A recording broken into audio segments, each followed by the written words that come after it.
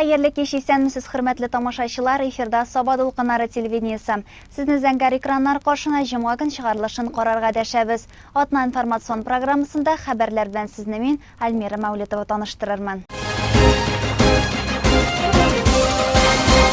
2017 елның 2-6 август көннәрендә Казан шәһәрендә Бөтен дөнья татар конгрессының 6-нчы съезды узачак. Әлеге чарада дөньяның 41 иленнән һәм Россиянең 73 регионыннан 1000 делегат, шул исәптән мәртәбәле кунаклар һәм 130дан артык журналист катнашачак. Безнең районнан делегат итеп Өзмә урта мәктәбенең татар теле һәм әдәбият укытучысы Вәсилә Мифтахова сайланды. Шушы көннәрдә безнең иҗат төркеме Мөгаллимә белән якыннан танышып, аның коллегалары гаиләсе белән оралашып кайтты. Тулырак алдагы материалда. Туган телгә карата булган мәхәббәт гаиләдә башлана, мәктәптә исә ул тагын да тулыланырга, камилләштерелергә тиеш. Милли мәгарифне саклау һәм үстерү дә мөһим мәсьәлә. Вәсилә Мифтахова 30 еллык эш тәҗрибәсе булган югары белемле укытучы. Балаларга татар теле һәм әдәбиятыннан белем бирә ул. Мәктәп директоры Айнур Шаймарданов Бөтен дөнья татар конгрессына безнең мәктәп укытучысы сайлану барыбыз өчен дә зур горурлык. Ул моңа лаеклы ди. Бөтен дөнья татар конгрессында безнең мәктәп укытучыбыз Вәсилә Хәмитовна катнашуына без бик шат. Ул чынлапта әлегә делегат булып катнашуга чынлапта лаек. Ул мәктәбебезнең иң тәҗрибәле, тырыш һәм уңышлы укытучыларның берсе. Аның белән иңгә куеп хезмәт куюга бик шат, бик шатланабыз аның өчен. Вәсилә Хәмитовна татар телебезне, туган телебезне үзелеп ярата һәм шушы сыйфатны ул үзенең укучыларында дагы булдыру өстендә армый хезмәт куя. Аның өчен бер урында таптану, үз-үзен ярату, инде калып буенча эшләү дигән сыйфатлар ят нәрсә. Ул һәрвакыт эзләнүдә, һәрвакыт педагогик камиллеккә омтылу өчен тырышып эшләй. Аның хезмәтендәге уңышлары да бик зур. Ел саен олимпиадаларда, республика этапларында аның укучылары җиңүчеләр булып кайталар. Вәсилә Хәмитовна үз артыннан лаеклы алмашлар әзерли. Менә ул укыткан укучылар югары уку йортларында татар теле укытучысы булырга әзерләнәләр, укыйлар. Бүгенге көндә Татар конгрессының башкарма комитеты тарафыннан укытучылар мәктәпләр белән эшләүгә аерым игътибар бирелә һәм бу башкача була да алмый. Булачак тел галимнәрен, язучы, шагыйрьләрне, җәмәгать эшлеклеләрен, халкыбызның барлык зыялы шәхесләрен җәмгыятькә мәктәп бүләк итә бит. Быел 5нче халыкара олимпиаданың гран-при иясе булган Ризалә Юсупова да Вәсилә Хәмит кызының укучысы. Укытучы ирешкән уңышлар бихисап, мактау грамоталары, рәхмәт хатлары сана бетергесез. Шулай да аның өчен иң кадерлесе укучылар хөрмәте, хезмәттәшләрнең ныклы терәге. Вәсилә Хәмитовна белән мин 1986 елдан бирле таныш, Шикши мәктәбендә бергә эшли башладык. Һәм инде тормыш сукмаклары безне кабаттан Измә мәктәбендә очраштырды. Вәсилә Хәмитовна татар теле укытса, мин тарих укытам. Татар теле белән тарих фәннәре бер-берсенә бик нык бәйләнгән. Фән укыту белән бер рәттән мин үзем профсоюз рәисе булып эшлим һәм Вәсилә Хәмитовна безнең инде ревизия комиссиясының рәисе дәген. Без бергә класстан тыш эшләрне оештырганда, укытучыларның ялларын оештырганда, нинди булса бәйрәмнәрне оештырганда, бөтен проблеманы бергә хәл итәбез. Вәсилә Хәмитовна ул яктан дагы һәрвакытта үзенең киңәшләрен, дөрес юлны сайларга ярдәм итә. Вәсилә Хәмитовна гомумән алганда бик кешелекле, һәр эшне җиренә җиткереп, уйлап башкаручан. Кабинетларыбыз да янәшә булу, яшьләребез дә туры килү, гаилә проблемаларында бергә хәл иткәндә, башкаларның хәлләренә кергәндә Вәсилә Хәмитовна белән эшләү минем өчен зур бәхет. Безнең төп максатыбыз туган телебезне саклау һәм аны киләчәк буынга дәвам итү. Шушы юнәлештә без мәктәбебездә киң кырлы уку елы дәвамында инде киң кырлы эш алып барабыз. Туган телебез белән бер рәттән милли йолаларны, гырыф-гадәтләрне саклауга юнәлдерелгән максатчан чаралар әзерләгәндә, үткәргәндә мәктәбебезнең тәҗрибәле укытучысы Мифтахова Вәсилә Хәмит кызының киң масштаблы эшчәнлегенә таянабыз. Ул бик ярдәмчел, үзенең төпле киңәшләре белән һәрвакыт ярдәм итә. Безгә инде класстан тыш чараларны үткәргәндә аның тәҗрибәсенә таянабыз. Янәшәмдә Вәсилә Хәмит кызы кебек хезмәттәшем булу белән мин икеләтә бәхетле. Беренчедән, мәктәп елларында ныклы белем һәм тәрбия бирүче укытучым булса, бүгенге көндә ул минем төпле фикерләре, акыллы киңәшләре белән ярдәм итүче остазым. Вәсилә Хәмит кызы илдә көндә барган һәр борылышны, һәр үзгәрешне, һәр яңарышны үз аңа аша кабул итеп, эшендә оста кулланучы мөгаллимә буларак үрнәк миңа. Авыр чакта ярдәм кирәкме, ул булыша. Эштә, мәктәптә проблемалар бармы? Акыллы киңәшләрен бирә. Шатлыкларым булса, уртаклаша. Шундый киң күңелле остазым, хезмәттәшем булу белән мин горурланам. Эштә дә мактаулылар рәтендә, гаиләдә дә үрнәк Вәсилә ханым. 1988 елда Өтернәс авылы егете Рамилгә кияүгә чыгып, 2 кыз тәрбияләп үстергәннәр. Улысы Алисә байлар сабасында үз гаиләсе белән яши. Кечкенә кызлары Рания Казан шәһәрендә гомер кичерә. Тормыш хатыным белән бүгенге көндә 29 ел бергә яшибез. Ул бергә яши башлаганнан бирле Измә мәктәбендә балаларга үзенең тормышын балаларга белем бирергә багышлады. Мин аның бүгенге көндә һәм узган гомерендә балаларга белем бирүенә, эшләвенә, мәктәптә эшләвенә бик шатмын. Чөнки минем әти дә татар телен балаларга татар теленнән белем бирүне белән багышлады үз гомерен. Шуңа күрә мин бүгенге көндә үзебезнең телне саклап калуда, минем хатынымның бүгенге көндә өлеш керә икән, шуңа бик шатмын. Аның укытучы һөнәренең хезмәте җиңелләрдән түгел, ул һәрбер эштә дә үзенчәлеге бар. Укытучы һөнәренең үзенчәлеге шунда, ул өйгә эш күбрәк кайта, дәрестән соң балалар белән эшләү, кич утыру, дәрес хәзерләү, икенче көнгә дәрес бирүгә, дәрес планнарын кору. Шуның белән мәшәкате күбрәк. Шулай да Аллага шөкер бүгенге көндә бергә 29 ел бергә яшәдек. Һәрбер эштә дә үзебезгә, бер-беребезгә ярдәм итеп, бер-беребезне аңлап яшәдек. Төп нигезнең җылысын саклап, һәр ел сайын кунаклар кабул итеп, өлкәннәрне хөрмәтләп яши бу гаилә. Инде бакыйлыкка күчкән кайнатасы әнә сабыйда татар теле һәм әдәбияты укытучысы булган. Хәзер аның эшен килене дәвам итә. Кайнанасы Наҗия апа белән дә 30 елга якын әни белән кыз сыман гомер итә алар. Татулык булган иде, бәхет яши диләр халыкта. Аллага шөкер, Рамил әйткән 29 ел яшәдек, килен белән, малай белән. Башта тигезлегем булды, Аллага шөкер. Аның белән 58 ел яшәдек, Аллага шөкер, тигезлегем белән.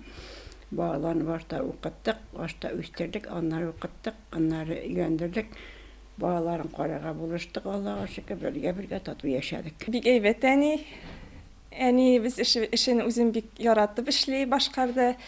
Безгә һәр вакытта татар телендә матур итеп сөйләшергә кушадыр иде. Өебездә дәге милләтебезне, татар телебезне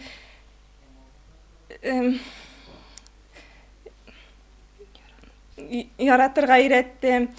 Үзенең чын татар хатын-кызлары итеп тыйнак, сабыр, акыллы булуы белән безгә үз мисалында күрсәтте. Бик матур торабыз, Аллага шөкер. Әби белән бабай белән, әгәр дә әниебез шундый сабыр булмаса, бер өйдә 3 буын яши алмасы иде дип уйлыйм. Укытучы һөнәре ул бик җиңел дип әйтә алмыйм. Аны үзе укытучы белән яшәгән кеше генә аңлыйдыр дип уйлыйм. Чөнки без әти белән балалар бергә рәхәтләнеп ял иткәндә, әни дәфтәрләрен, китапларын күтәреп, дәфтәр тикшерергә кереп китәдер иде. Шул әни безнең бик яхшы, үз эшен бик яратып башкара, үз эшен яратмаган кеше алай 30 ел укытучы булып эшли алыр иде дип уйламыйм. Буш вакытында Вәсилә ханым китап укырга ярата. Төннәр буе укыган вакытларда булгалы иде үзе. Бигрәк тә Мөхәммәд Мәхдиев, Фатих Әмирхан, Аяз Гыйләҗев якташ язучыларыбызның иҗатын үз итә. Кечкенәдән саф ана телендә сөйләшеп, татарлыкны, аның гореф-гадәтләрен саклап яши ул. Тел иң кыйммәтле хәзинә. Без кайда гына яшәсәк тә, үзебезнең туган телебезне, туган җиребезне яратырга тиеш. Бәләкәйдән без Тукай әкиятләрен, Тукай җырларын, халык җырларын тыңлап истек. Әбиебез бик җыр телле иде, әниебез сәнгатькә гашыйк иде. Алар безгә туган телебезгә мәхәббәт тәрбияләделәр.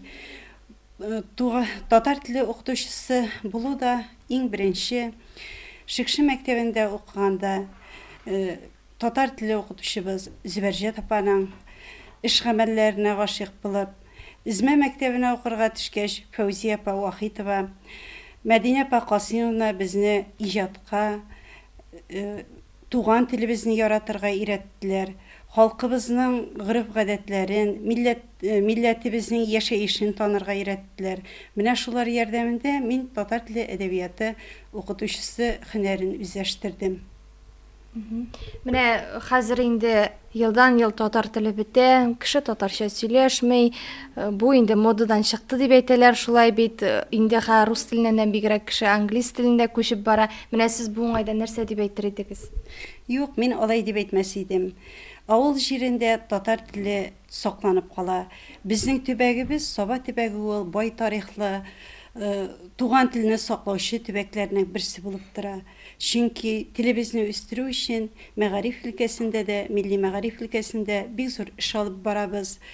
Укучыларыбыз белән туган телне тирәнтен өйрәнәбез, әдәбияткә, сәнгатькә гашыйк итәргә тырышабыз. Укучыларыбыз телебезне яраталар.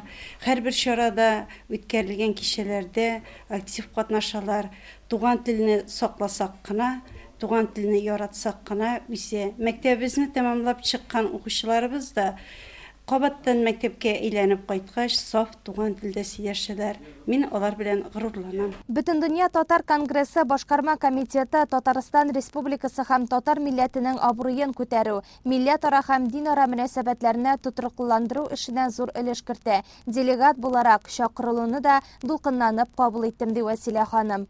Иң беренче шушы татар конгрессы 6-нчы кырылтайына делегат булып сайлангач, горурлану хисләре кичердем. Чөнки бу кырылтайга эш нәтиҗәләре булган, милләтебезне чын күңелдән яраткан кешеләр генә барырга тиештер дип уйлыйм. Минем менә шушы кырылтайның эш программасы белән дә танышып чыктым, танышып барам. Матбугат битләреннән дә, чит илләрдәге милләттәшләребезгә бик күп кенә интервьюлар бирәләр, алар белән дә әңгәмәләр үткәрәләр. Иң беренче минем максатым чит илләрдә яшәүче милләттәшләребез, татар милләте диаспорасы белән танышу, якыннанрак танышу, мәгарифебезне, милли мәгарифебезне үстерү üstünde iş alıp бару, никадәр милләттәшләребез белән ныграк танышсаң, аралашсаң, алар белән инде тыгыз элемтәләр булыр дип уйлыйм. Бу кырылтайга бик күп Татарстаннан, Башкортстаннан, чит төбәкләрдән бик күп делегатлар килә бит инде. Әлбәттә инде милләтебезне үстерүгә үземнән өлеш кертермен дип уйлыйм. Эш һәм гаиләне тигез күреп, көннең һәр сәгатен файдалы итеп уздырганда гына уңышларга ирешеп була. Районыбызда шундый туташ ханымнар булганда, татар телебез яшәр, буыннан буынга тапшырылыр дигән өмет бар. Хәтерләсәгез, Саба районы Шәмәрдән лицейында укучы белән укытучы арасында булган тавышлы хәл бөтен интернет челтәрен шаулатты. Укытучыны эшеннән алдылар. 11 июль көнне әлеге чирак буенча суд эше каралган иде. Мөнир Зариповның хәле начарайып китү сәбәпле суд эше тәмамланмый, хөкем карары чыгарылмый калды. Ә инде 24 июль көнне судның дәвамы булды. Исегезгә төшереп үтәбез, 6 март көнне Шәмәрдән лицейында Мөнир Зарипов һәм аның укучысы Булат Шәрипов арасында низак килеп чыккан иде. Укытучыны эшеннән алдылар һәм законсыз рәвештә эштән алганнары өчен ул судка мөрәҗәгать итә. Аның сүзләренчә, эштән чыгарган вакытта аңа бернинди документлар тәкъдим итмәгәннәр, эштән ни өчен китүенең сәбәпләрен дә аңлатмаганнар. Ул үзен кирдән мәктәпкә кайтаруларын сорый. Судның икенче өлешендә Мөнир Зарипов тулы видеоязманы тәкъдим итте. Укучыларны ялган белешмә бирүендә гаепләде. Шулай ук ул Аяз исемле укучысы белән сөйләшкән видеоязманы да күрсәтте. Биредә Аяз видеоны үзгәртергә теләүләрен, гаризаның да берничә тапкыр үзгәртелеп язылуын сөйле. Интернет шилтәренә видеоның киселгән эшләр генә урнашкан. Узган суд эшендә 5 укучының гаризасы каралган булса, монысында калганнары да өстәлеп укылды. Нәтиҗәдә суд эшләмәдән лицейның хезмәт укытучысы Мөнир Зариповның эштән алынуын законлы дип танырга, аны эшкә кире кайтармаска дигән карарны чыгарды. Элек әби бабайларыбыз үзләренең авылларында гөрләтеп сабан туйларын үткәрә торган булганнар. Традицияга туры калып, соңгы елларда районыбызның һәрбер авылында диярлек авыл көннәре оештырыла башлады. Өчөйле авылы халкы да 15 июль көнне мәйданны гөрләтте. Өчөйле авылында 20 елдан артык сабан туй бәйрәменең авыл көненең булганы юк икән инде. Һәм менә ниһаять биредә халыкның соравы һәм тәкъдиме белән авыл көнен үткәрделәр. Авылда кеше күп булмаса да сабан туй мәйданы буш түгел. Өчөйледә туып үскән, хәзерге вакытта башка җирләргә сибелгән авыл халкы авыл көненә килгән. Ey Allah'ın birgene şükür. Günlerim hatırlanıp gitti. Kızay Teala günün bir deyime. Oşuklarımız yığılıp oldu. O bizim yakka çıkıp bıçakını koyarsan minnanızı o bıçaklar. Hikmet onda. Allah'ın birgene şükür avlumuz bir yemli. Bir köngüllü avul. Bir düzük. Şüpnegil jiyip tağalar bir şista. Allah'ın birgene şükür elkiye. Халима Порша районы Мөрәле авылыныкы 57 елда Өчөйле авылына килен булып килгән. Ул шигырьләрдә язарга ярата икән. Авыл көненә багышланган шигырендә укып күрсәтте. Авыл көнен үткәрергә бирде бит Ходай көнен. Механизаторлар тырыш булганга шаулап үсә бит иген. Кара басуда бапшакны. Минем буе булганнар. Әйтерсең, аның өстенә ак күбәләк куңганнар. Аллаһы Тәгалә биреп торган бәрәкәт, шушы матур тыныч илдә яшик әле рәхәт. Бик рәхәт замана килде яшьләргә. Шушы тормышның кадерен белеп, яшәргә дә яшәргә. Кешеләр хәл белешсен диеп, Ринат бик тә тырышты. Тырышмыйса гына булмый. Карагыз сез бу эшне. Эшне хикмәт бит. Су буенда буак балык безнең авылда яши бигрәк уңган халык. Назифа ханым берничә ел күрмәгән дуслары, классташлары белән очрашкан. Тәгъзимә апа да үзенең изге теләкләрен юллады. Бик күңелле, күп еллардан бирле булганы юк иде инде. Безнең әти исән вакытта менә, ул вакытта оештырган вакытларда болында булгалы иде. Ул вакытта күңелле була иде. Ул 85 елда вафат булды. Шуннан соң булганы юк иде инде.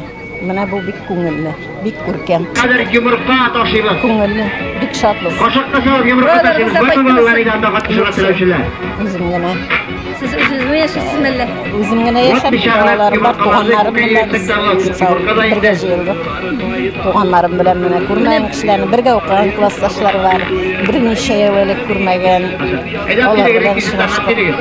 Менә бүген Сабан туйда үзегезнең авылдашларыгызга нинди теләкләрегез бар? Аллаһ Тәгалә биргән гомерне тынычлыкта, сәламәтлек белән үткәрергә насыйп булсын барыбызга да. Менә без белгәндә сугыш вакытында монда 80 үй бар иде. Менә мин белгәндә шушы Өчөйледә. Исән-сау катнашсыннар, исән-сау яшәсеннәр. Ходай Тәгалә көннәрендә бирсен. Исән-сау булсыннар. Елларга тынычлык бирсен. Еллар имин булсын. Я Рабби Ходаем.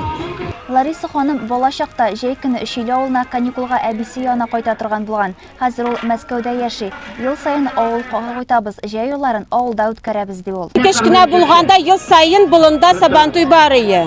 Менә бер 20 ел узмады Сабан туй. Беренче ел наконец-то Сабан туй бу ел. Как раз Сабан туйга эләктек, бик, радость безгә. Быел гына сөйләшү башланды инде моның буенча. Өлкәннәрдән без аны гел ишетәйек. Тарихи исеме бит инде бу авылның Шиле булган.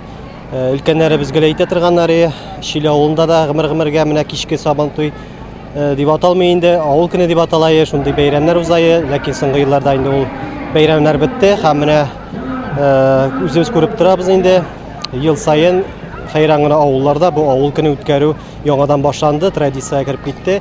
Менә безнең дә сөйләшү булды да, шул авыл халкы тәкъдиме буенча инде без шушы бәйрәмне беренче тапкыр оештырып карарга булдык.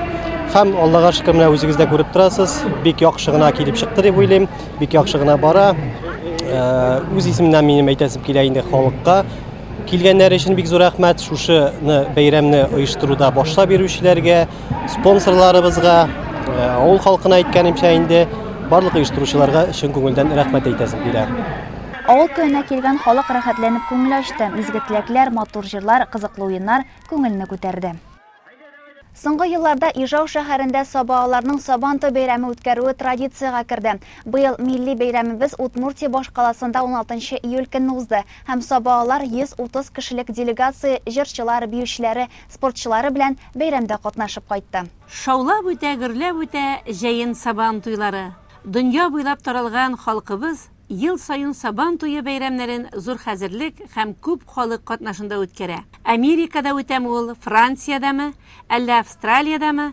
Милләттәшләребезгә Бөтен дөнья татар конгрессы Казан татарлары ярдәмгә килә. Күрше Удмурт республикасының баш каласы Ижауда кәрләсе Сабантуена быел да Саба районы ярдәмгә килде. Июль айының кояшлы, җылы бер көнендә автобусларга утырып Ижауга юл тоттык. Юл узын булса да, һич кенә дә ялыктырмады.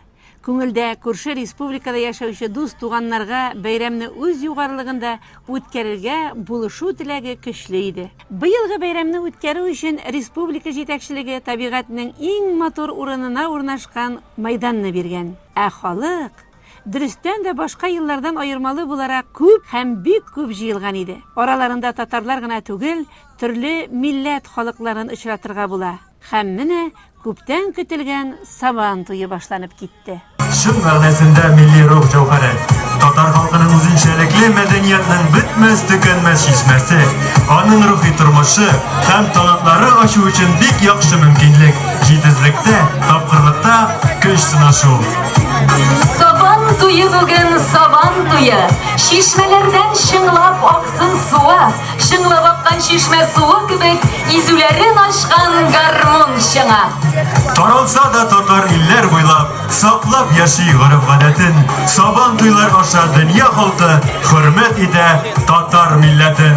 Горур халкым сиңа дәшәм, эшләреңнең барын куй. Кил мәйданга, син күңел аш. Бездә бүген Сабантуй. Ул арада бар мәйданны Айдар Файзрахманов җитәкчелегендәге Татарстан җыр һәм бию ансамбле артистлары биләп алды.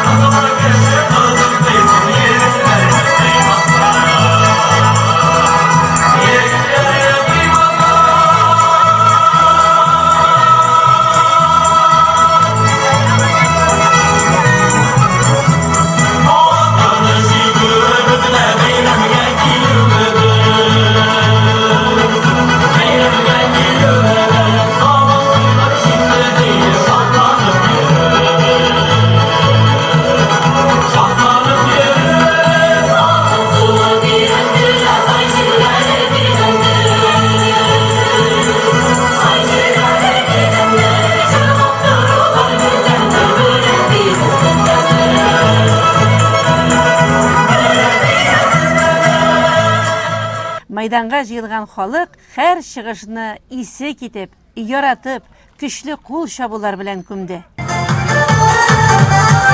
Асырлардан килгән Сабантуй бәйрәмнәре, халкымның изге еласы, җәйнең күрге ямнәре.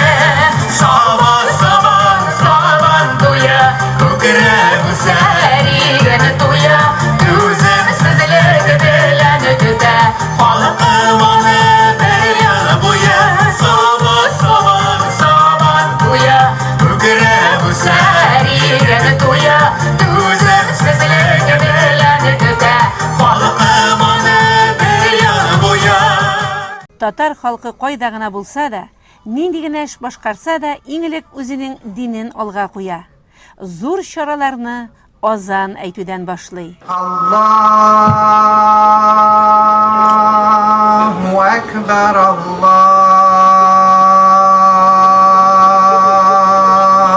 акбар. Аллаһу акбар, Аллаһу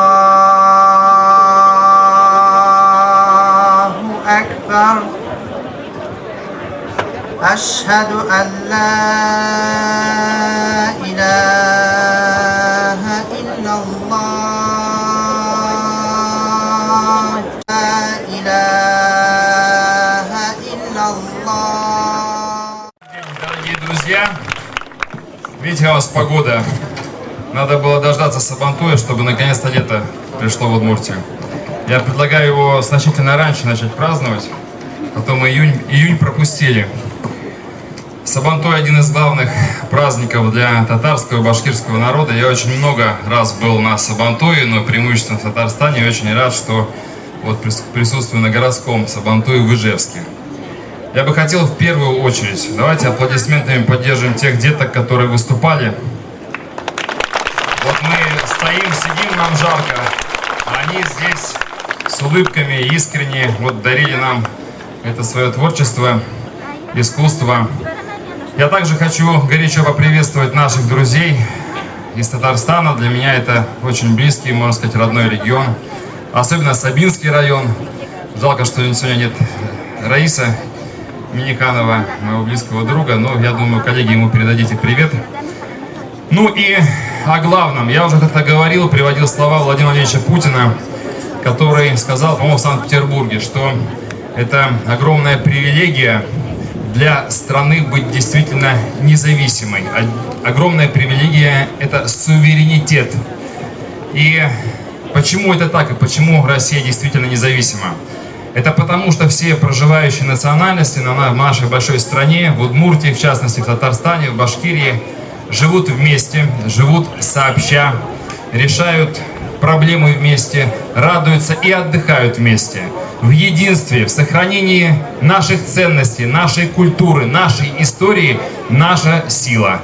Я уверен, что мы не просто сохраним эти традиции и культуру, все это мы приумножим. Спасибо вам огромное и еще раз с праздником.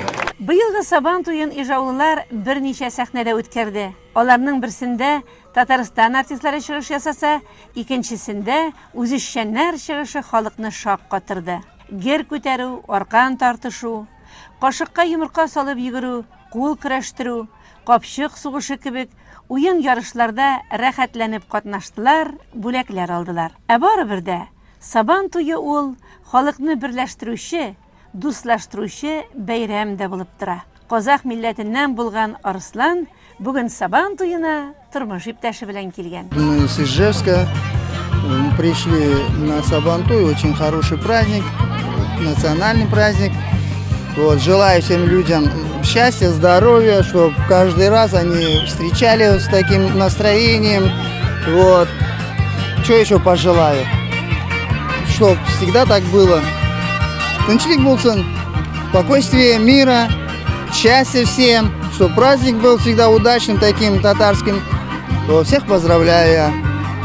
Меня зовут Алсу, мы тоже живем вместе в Ижевске. Первый раз пришли на Сабантуй здесь, в Ижевске. Очень красиво, погода наконец-то выдалась. Вот. Желаю всем тоже, всех с праздником поздравляю.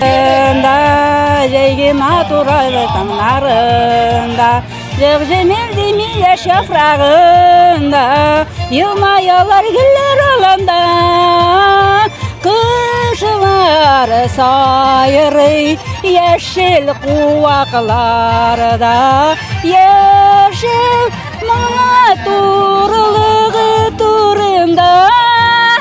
Ижау Сабантуенда халык рәхәтләнеп ял итте. Уйнады, көлде, биеде, җырлады, дус туганнар белән аралашты. Сез Әгерҗедән биргә килгәнсез, Сабантуйлар турында сезнең фикерегез? Әгерҗе гомергә Ижау белән бик дус яшәде. Ут күршеләр булдык. Безнең бик күп райондашларыбыз шушы Ижауда гомер кичерәләр. Биредәге Ленин районында яшәүчеләрнең яртысы мөгаен шушы безнең якташлар Әгерҗе кешеләредер. Менә Ижау Сабантуена ел саен без ашкынып киләбез. Быел аеруча көтеп алдык. Чөнки Саба районы үзешчәннәре, Саба районының сәхнә осталары чыгыш ясаячак дигән хәбәр безне бик тә шатландырды. Илсия Бәдретдинова юкка гына җырламый бит инде. Булмый инде булмагач, Сабаларда тумагач. Менә бүген Сабалыларның чыгышларын карагач, шуннан да шундый фикергә килдем. Шул хәтле талантлылар, барысы да, балалары да, яшьләре дә җырга, биюгә осталыклары белән таң калдырдылар Ижаулыларны. Бик зур рәхмәт сезгә. Шу ерак араларны якын итеп, Ижау татарлары янына килгәнегез, кәефләребезне күтәргәнегез өчен, бәйрәм ясаганыгыз өчен Саба талантларына бик зур рәхмәт. Әле һава торышында үзгәртеп җибәрдегез диләр. Әйе, кичә Ижауда да, Әгерҗедә дә кыеп яңгыр түкте. Инде бик курыккан идек, тагы яңгыр булыр микән Ижау Сабантуенда дип. Менә Сабалар безгә Казан ягыннан шундый матур көн, кояш алып килделәр. Анысы өчен дә бик зур рәхмәт. Җәй аенда нурлы бәйрәм, күңелләр көр, якты уй, котлы булсын бар халыкны дуслаштырган Сабантуй.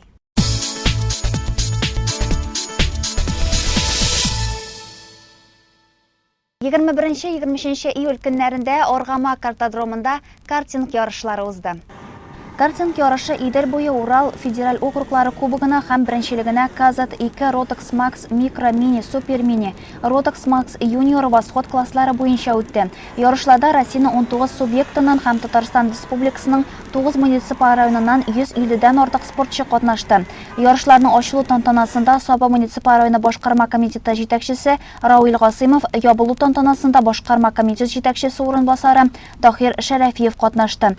Ярышларның нәтиҗәләренә килгәндә үзләренең класслары буенча беренчелеккә Арсений Викулов, Кирилл Назиров, Артем Северюхин, Дмитрий Шепет, Максим Прозоров, Борис Гарифуллиннар чыкты. Райондашыбыз Динар Даминов Восход классында беренчелекне яулады. Казат-2 классында ул 3нче урында. Бүген сезгә җиткерәсе яңалыклар шулар иде. Саба дулкыннары телевидениесе үз эшен алга таба дәвам итә. Рекламадан соң җырлы бүләк тапшыруында очрашырбыз.